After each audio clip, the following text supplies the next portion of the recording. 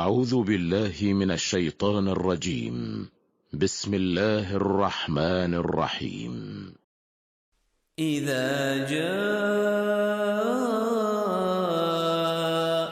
نصر الله والفتح ورأيت الناس يدخلون في دين الله أفواجا فسبح بحمد ربك واستغفر إنه كان توابا.